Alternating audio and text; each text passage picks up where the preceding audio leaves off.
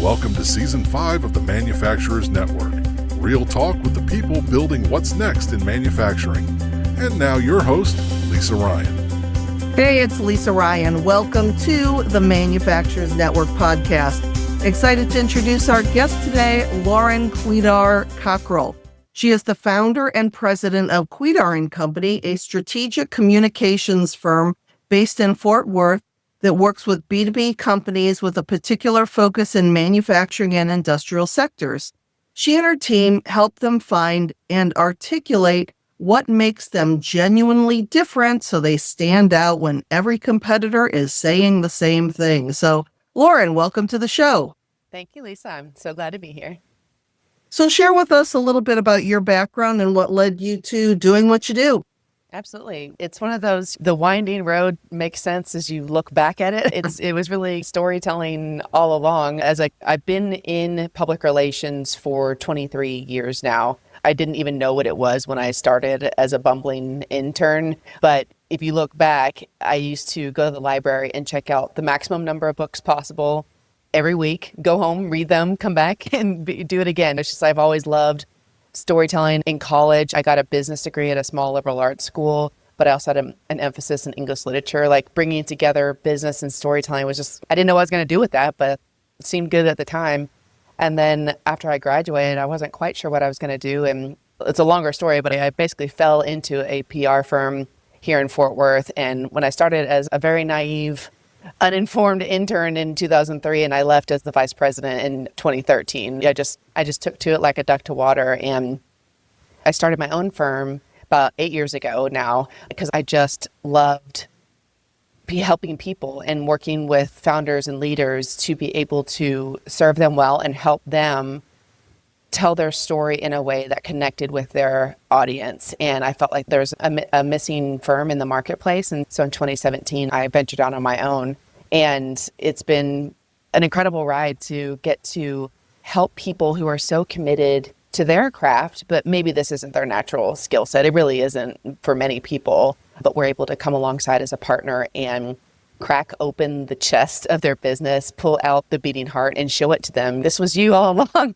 Can we tell the people about this? So we help them communicate with prospective clients, customers, their internal audiences, their employees, the marketplace, and so forth. And it's just a gift to get to do this. And here we are. Okay.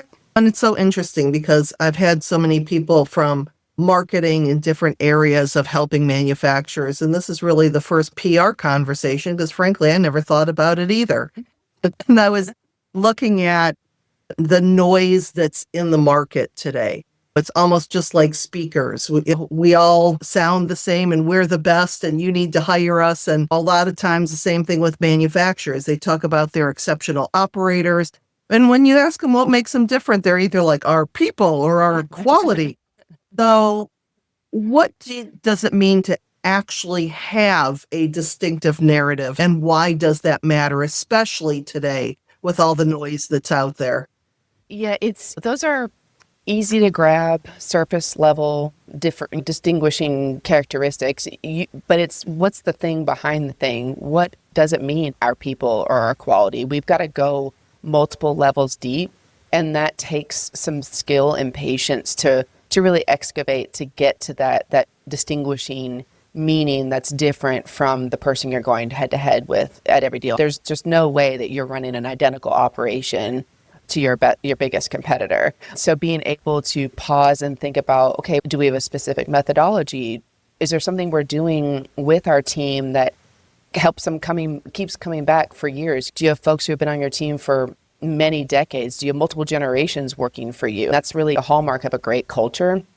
That's something to talk about both for client recruitment and retention, as well as for employment. Now that leadership is a lot of millennials and elder millennials and younger generations, a lot of them really care about who they're doing business with. They want to connect and want to know that, okay, if I'm paying you, what are you doing with that money? Are you treating people well, et cetera? And then your quality, do you have a proprietary methodology? Is there something that makes sure that the quality you're delivering is pristine, or have you surpassed the audit requirements? Is it safe for the consumer to use? What story can you tell that provides your client with confidence that you're the right choice. And once you start to weave these different elements together, you now have something that is wholly yours. You think about, like, we'd like to think in 3 uniques, for instance. The first one might be common. The second one, you really start to separate from the pack. By the time we add in that third unique element, there should be no one else like you. And then when you're in sales conversations, that gives you something to anchor to and to be focused on how you're going to solve your customer's problem. Price is always important, but it gets a lot less important. If it's, you're not going to have to buy it again for 30 years, okay, now price is a different matter. So anyway, if you can't articulate those distinguishing qualities and why they matter to the purchaser, whether that's employment or to your actual customer, then you're going to default to price. And then now you're at a race for the bottom, and that's not the business you want to run. Exactly. We're talking about manufacturers defaulting to competing on price when they can't really articulate the value. So how do you help companies break that cycle, especially one that's been in business for decades and doesn't think they need a story? I think of this as like a yeah, duh. Why would I share something like that about my company? Everybody knows that. Yeah, duh. So how are we getting to the heart of that matter? The yeah duh is usually not visible, it's you're walking the walk, but you are not talking the talk. And it's not that you don't have a story. We like to say it's hard to read the label from inside the bottle. You're going to start saying, we were founded in 1945 by my great grandmother, and we've been manufacturing this type of product, and we're really good at it, and we have these big contracts. It's like all of a sudden, who cares? Exactly.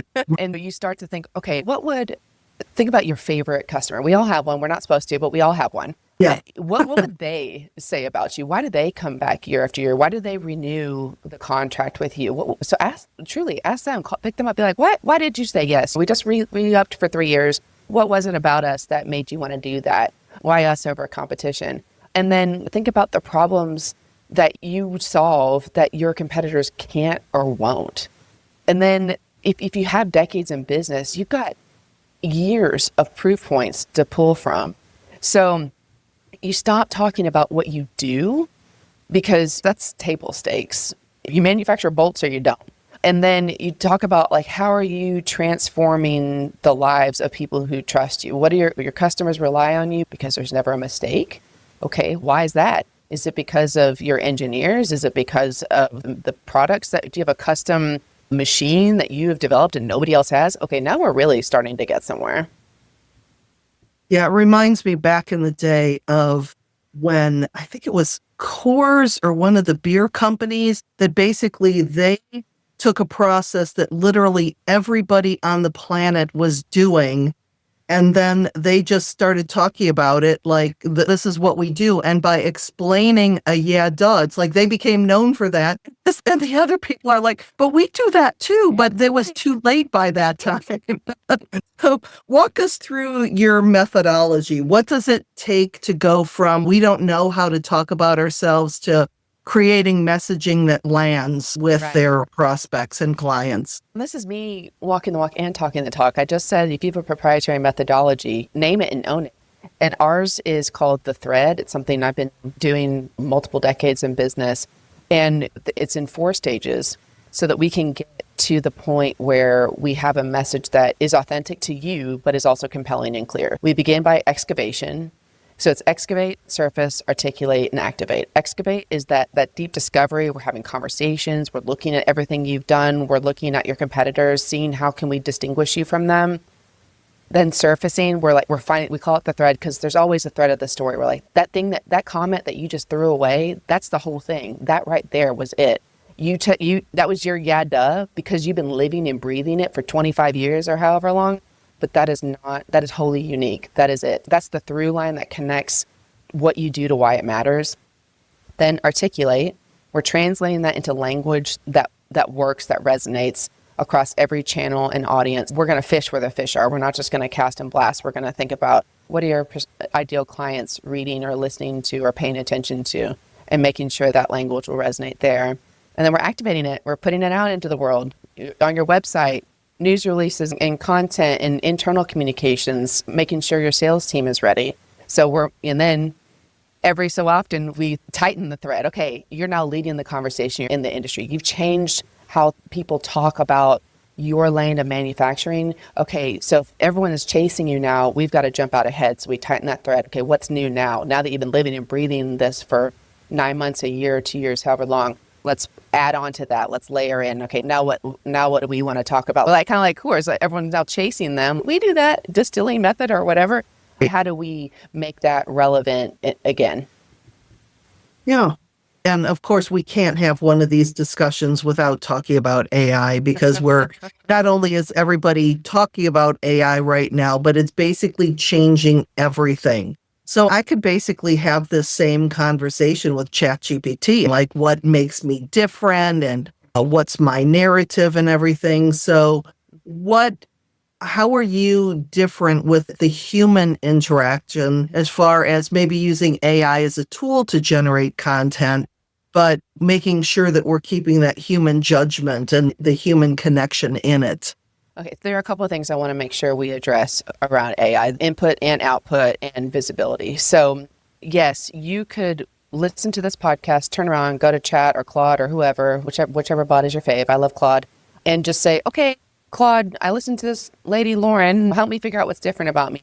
The problem with what Claude is going to generate is that if you are not, first of all, it doesn't necessarily push you and notice all the different aspects that truly combine to make something interesting in that wholly unique aspect.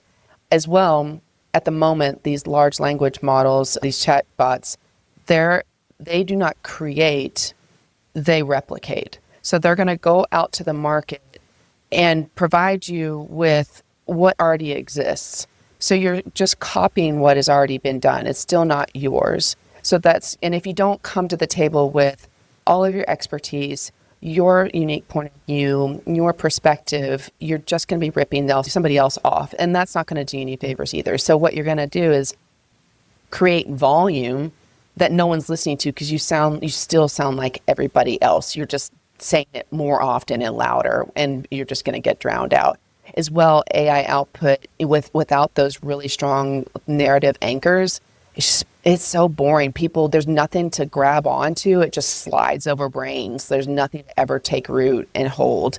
So once you have a strong narrative, though, once we provide you with your thread and your message or your strategy, sure, you could then go into Chat or Claude and say, okay, here is what is unique about us. Now help me iterate content. But it's the source document. It has to be you and you alone. Now, so that's put inputs and outputs. Let's talk about visibility for a moment.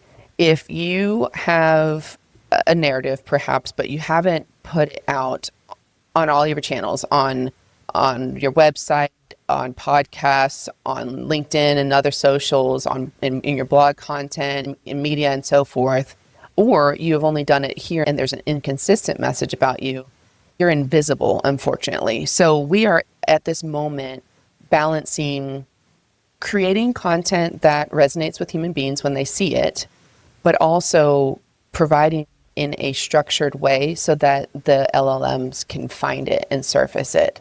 There's an interesting thing happening right now where the AIs are surfacing media content. So trade journals, Wall Street Journal, podcasts, all those are signals of relevancy and authority that they'll say, oh, you're looking for a manufacturer in fill in the blank.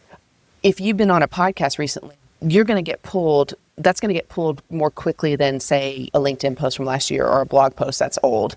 So we want to make sure we have recent, consistent outputs going into the marketplace that are distinctly you. Again, if you're saying the same thing as everybody else, they don't know how to distinguish you from somebody else, from another competitor.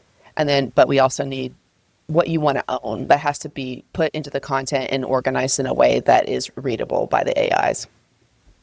Okay. And so when you're uploading, say you're on a podcast and it's uploaded to social media like YouTube or whatever, is YouTube crawling the transcript? Is it picking up keywords, or how does that actually work that they could start to use that type of content? And also, I know LinkedIn is surfacing in the LLMs right now. But yeah, as much as you can, and then if you took that if you took that YouTube post and the transcript, and then you created a blog post, and then you put it on all of your social media. So we always encourage people to amplify any wins like that as much as possible. So when you and I are done here and you give me all my assets, I'm gonna put this in email. I'm gonna put this on LinkedIn. I'm gonna create a blog post. I'm gonna really make sure that we get a lot of mileage out of this, so that I'm continuing to signal to the marketplace, here we are, here is our focus, B2B, manufacturing, this is our specialty, that will continue to surface, so that when someone is looking for me, I will be there. Okay. So what's a sign that a company's messaging problem is costing them real money? Not just in sales, but in things like recruiting, retention, workplace culture, all of that. Not just in sales, but in sales, you are losing deals on price. And it's just the price. And there was no other conversation. Someone just outbid you, and that was that. As well, if all your salespeople are singing from different choir sheets where this works for me or this works for me, but there's not a unified message, and then there's inconsistency and confusion, that's a problem. As far as recruitment and retention, you're attracting folks who are not a fit for you. Whatever you're putting out in the marketplace, they're seeing that and they're resonating with the wrong signal.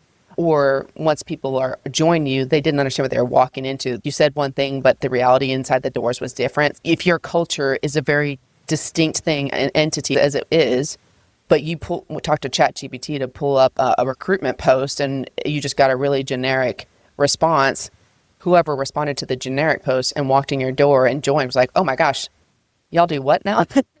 Yeah. And then people can't describe what it is that makes you special. These are culture and retention signals, not just marketing ones.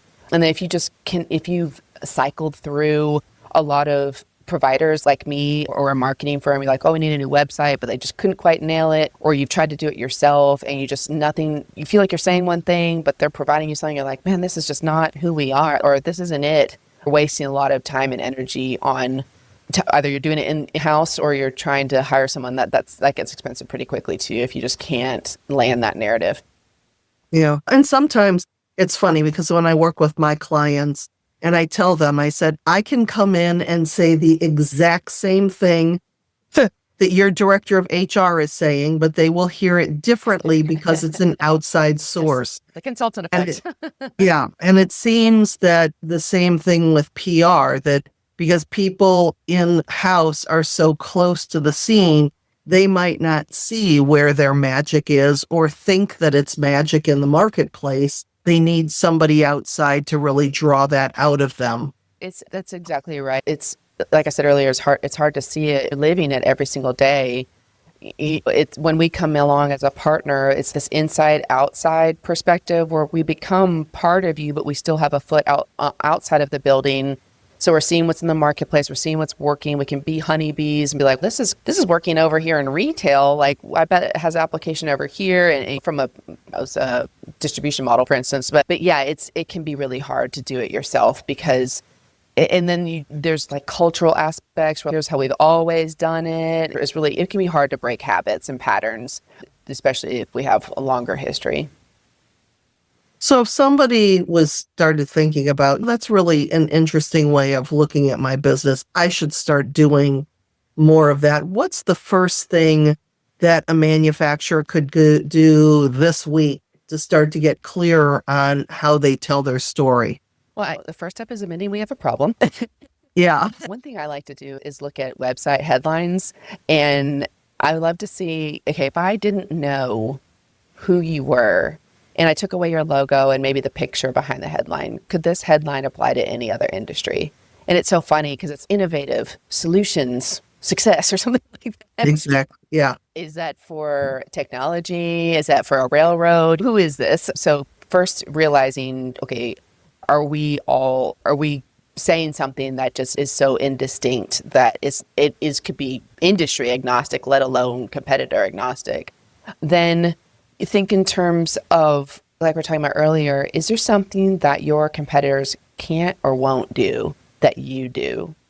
And then take a look at your processes, your people, your product, and maybe even ask a friend, what in here seems different and unique to you? Start to think about, is this really how everybody does it? Or do we have something different here? And then, like I said earlier, ask at least one customer, why did they choose you? Are they saying something that is not in your marketing materials? Is there something they're like, oh yeah, you're always 5 days earlier than what you said? Right. You've never had an issue with a single product. Your customer service is the best this west of the Mississippi. Just ask those questions, and I'll guarantee you are going to be surprised in the answers, because there's the absolute best way to figure out what it is that you do that is unique. And I think that really starting to collect that feedback. I know there's so many people that have not, or they don't have it in one place where they can find all that feedback. I know I've recently done that for myself based on the feedback I've gotten from my programs. And it's, to me, the most interesting thing is the words that come up over and over again that are said by different audience members in my case. But in the case of a manufacturer, and what their customers are saying again and again. And when they're hearing those words, even if for them it's a yeah, duh, it means something to their customers. And that is really helping them to get clear by listening to what the people say. Yeah, for us, when I've asked our clients, I've heard things like, we thought we were really boring, but you didn't. You excavated something that that was very dormant and we didn't realize was interesting. So like we say, we find the fascinating and the familiar. Another one is that, I'll be sitting at a table and I will just be like, you are about to make a huge mistake. Please stop. So one of ours is also, we tell the hard truth, which is not something that everyone will do, but we are so invested in your success that I used to say, we're not going to make a mistake. I can't control you, but I will tell you the hard truth. And that is something that is really emblematic of our partnership with our clients, because we just want the best for them. And I think that says, number one, a lot about you, but also to the people listening, that not every customer is your customer. And if you have a customer or a prospect that comes in and all they want is words of affirmation, that you're going to come in and tell them that everything they're doing is magical and colorful unicorns, and you're like, yeah, your baby's ugly, they're not going to get very much. And so knowing up front that we're going to have the hard conversations, are you open to that? So neither of you are wasting your time, effort, or money in that process. Absolutely. Absolutely. Yeah. You definitely, as we have gotten tighter and tighter on who we love to serve, which is we love our manufacturers, and we believe that you are the unsung heroes of our economy. Everything we do in our lives is touched by you, but you're doing great work, but you're not always the best at tooting your own horn, and you don't want to do it in a way that's inauthentic.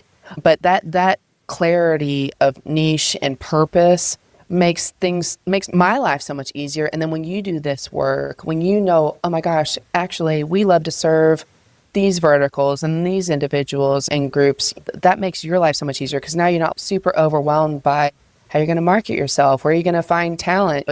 Everything gets so much easier when you own a lane and you're driving down it.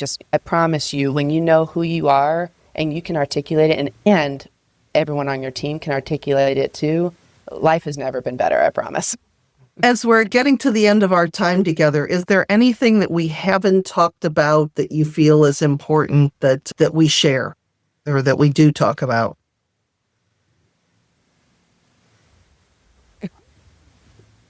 All right, you're going to have to edit this out, Lisa.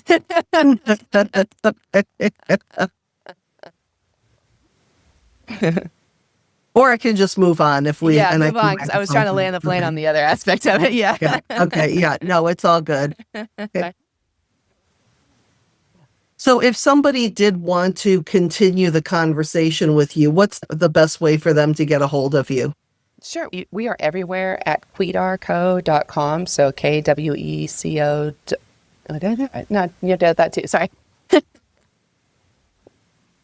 We are everywhere at KwedarCo.com. That's on all of our social medias. So it's KWEDARCO.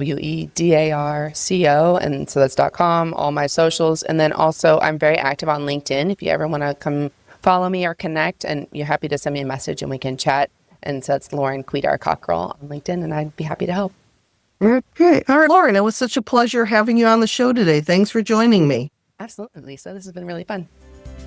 I'm Lisa Ryan, and this is the Manufacturers Network podcast. We'll see you next time. Thanks for listening to the Manufacturers Network podcast. If this conversation gave you something to think about, share it with someone else who will get it. And hit subscribe so you don't miss what's next.